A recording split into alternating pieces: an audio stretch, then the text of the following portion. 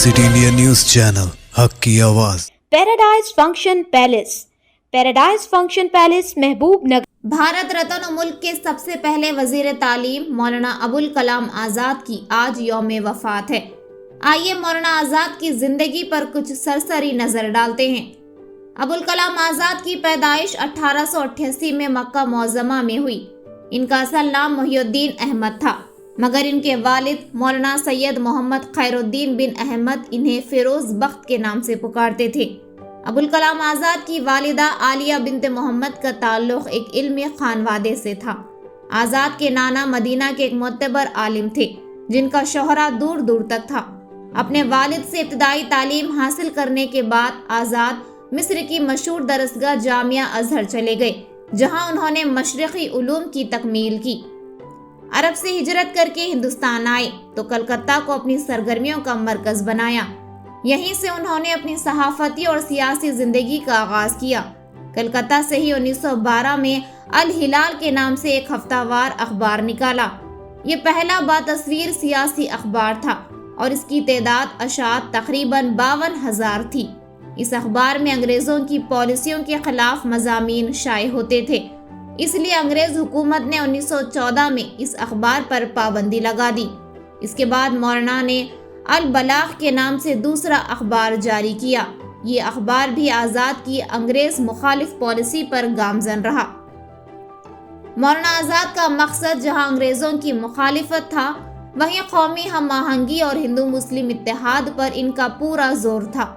उन्होंने अपने अखबारात के जरिए कौमी वतनी जज्बात को बेदार करने की कोशिश की। मौलाना अबुल कलाम आज़ाद ने पैगाम और लिसानुस्सिद्क़ जैसे अखबारात और रसायल भी शाये किए और मुख्तलिफ अखबारात से भी इनकी वाबस्तगी रही, जिनमें वकील और अमृतसर काबिल ज़िक्र हैं। मौलाना अबुल कलाम आज़ाद सियासी महाज पर भी सरगर्म रहे। उन्होंने तहरीक अदम ताउन, हिंदुस्तान छोड़ दो और खिलाफत तहरीक में भी हिस्सा लिया। महात्मा गांधी, डॉक्टर मुख्तार अहमद अंसारी, हकीम अजमल खान और अली ब्रादरान के साथ इनके बहुत अच्छे मरासिम रहे। गांधी जी के फ़लसफ़े अदम तशद्दुद से वो बहुत मुतासिर थे। गांधी जी की क़यादत पर इन्हें पूरा एतमाद था। गांधी के अफकार और नज़रियात की तशहीर के लिए उन्होंने पूरे मुल्क का दौरा किया। मौलाना आज़ाद एक अहम कौमी लीडर की हैसियत से उभरे। वो कांग्रेस पार्टी के सदर भी रहे। तहरीक आज़ादी के दौरान इन्हें जेल की मशक्क़तें भी सहनी पड़ी। इस मौके पर इनकी शरीक हयात ज़ुलेखा बेगम ने इनका बहुत साथ दिया। ज़ुलेखा बेगम भी आज़ादी की जंग में मौलाना आज़ाद के शाना बशाना रहीं, इसलिए उनका शुमार भी आज़ादी की जांबाज ख़वातीन में होता है। हिंदुस्तान की आज़ादी के बाद मौलाना आज़ाद मुल्क के वज़ीर तालीम बनाए गए। उन्होंने वज़ीर तालीम की हैसियत से बहुत अहम कारनामे अंजाम दिए। यूनिवर्सिटी ग्रांट कमीशन और दीगर तकनीकी, तहक़ीक़ी और सक़ाफ़ती इदारे इन्हीं के देन हैं। मौलाना आज़ाद सिर्फ एक सियासतदान नहीं, बल्कि एक साहिब तर्ज़ अदीब, बेहतरीन सहाफ़ी और मुफस्सिर भी थे।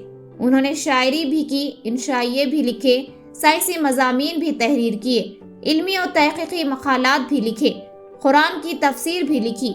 गुबार ख़ातिर, तज़किरा, तर्जुमानुल कुरान इनकी अहम तसानीफ़ है। गुबार ख़ातिर इनकी वो किताब है जो किला अहमद नगर में क़ैद के दौरान उन्होंने तहरीर की थी।